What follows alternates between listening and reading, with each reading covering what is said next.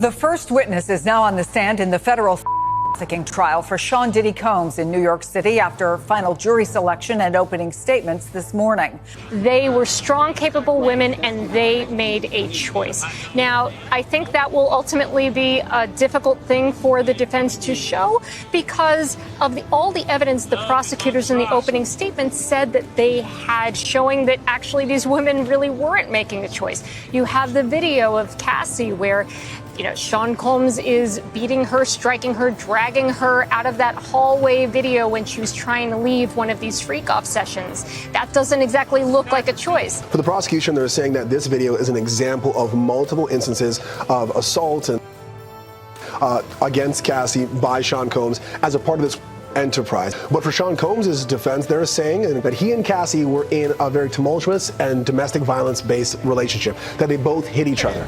Guys, the first witness on the stand, and both sides have given their opening statements, which really gave us the first view into Combs' defense here. And really, they say it was all consensual.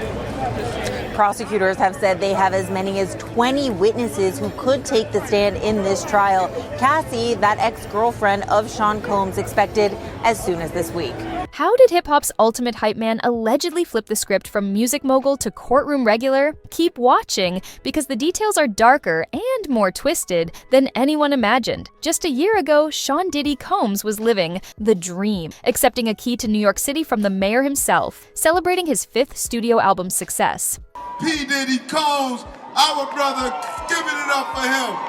What's up, New York? But in a shocking twist, Diddy's glamorous life took a dramatic turn when federal agents raided his homes in Los Angeles and Miami as part of a major investigation. Fast forward to today, and Diddy finds himself in the spotlight for all the wrong reasons, facing allegations that could steal decades of his life. Testimony wrapped up around 5 o'clock today. We heard from 2 witnesses, and we also saw that much anticipated introduction of that horrific assault video from 2016. The prosecution paints a grim picture, a world of power and influence allegedly twisted into a web of manipulation and control. They claim Diddy orchestrated exclusive, invite-only gatherings, where the lines between personal freedom and pressure allegedly blurred. These were not just spontaneous parties, but carefully planned events with hand-picked guests and tightly controlled environments. We also heard from the prosecutors that there are text messages where one of the victims, known as Jane, is saying, "I don't want to engage in these freak-offs. I don't want to do this." One witness described the atmosphere as more of a command center than a typical social scene, with Diddy's inner circle allegedly managing every detail, from transportation to privacy measures. The opening statement set the tone, with prosecutors arguing that Diddy's behavior crossed ethical lines, while the defense insisted that everything that happened was between consenting adults.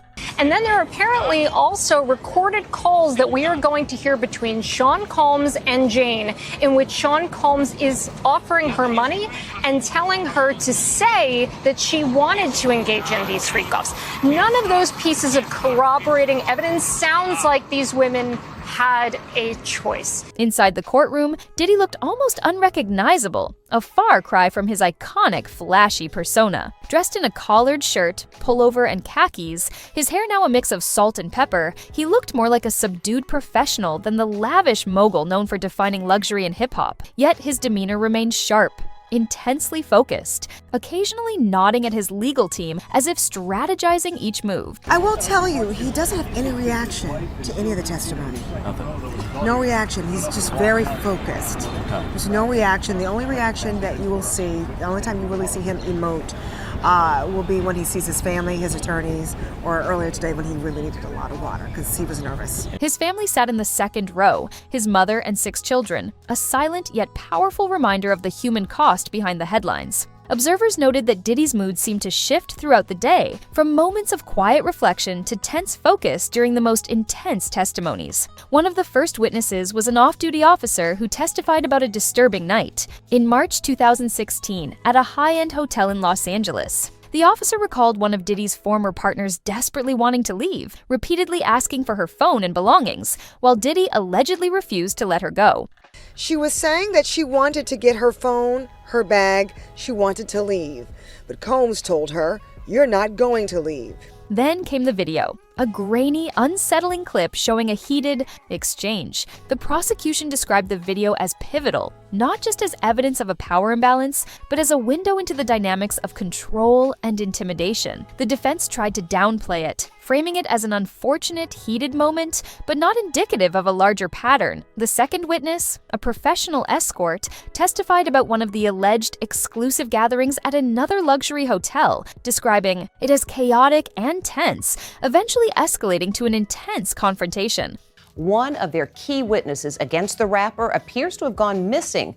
This comes as we learn that Combs' ex-girlfriend, who was seen on video being assaulted by the rapper, is pregnant. According to his account, Diddy allegedly grabbed the woman by her arm and pulled her into another room. The defense pushed back, emphasizing that these were consensual events between adults and that framing them as something darker was misleading. Yet the contrast between glamorous parties and disturbing allegations left the courtroom on edge. As the day progressed, tensions rose when the defense challenged the jury selection, accusing the prosecution of unfairly striking 7 of 9 black jurors. The judge, however, moved forward, leaving some to wonder if this controversy could impact any future appeals. With the trial just beginning, speculation swirled around whether Diddy himself would take the stand. Legal experts noted that he did testify in a previous case years ago, but this time the stakes are much higher. The defense argued that they struck 7 of 9 black jurors, so there was a bit of a disagreement about that,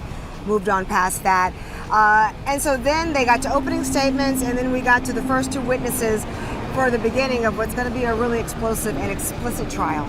Public reactions to the unfolding case have been intense, with fans and critics alike taking to social media to debate whether Diddy's lifestyle blurred the lines between excess and exploitation. Supporters argue that his private life is just that, private, while others see the allegations as part of a darker pattern. Meanwhile, the celebrity aspect of the case looms large. As one former defense attorney noted, recent high-profile cases have shown that wealth and fame no longer protect individuals from accountability. Whether Diddy's influence will sway the jury or work against him remains to be seen. Tomorrow, his former partner herself is expected to testify, a moment many believe could be the turning point. Given her pregnancy, the court has scheduled breaks to accommodate her, but everyone expects the questioning to be intense. Insiders hint that her testimony might include details never before made public. The trial's outcome is uncertain, and the courtroom is packed with spectators and media every day. The prosecution is determined to portray Diddy as the mastermind behind a toxic empire, while the defense insists this is a gross exaggeration of a complicated personal life. Will the jury see Diddy as a misunderstood mogul caught up in lifestyle choices, or as a calculated manipulator who exploited his power? What do you think? Let us know in the comments below. Don't forget to like, subscribe, and hit the bell for more updates on this story and other breaking news in the world of celebrity. Scandals. Stay tuned because tomorrow, the real fireworks might just begin.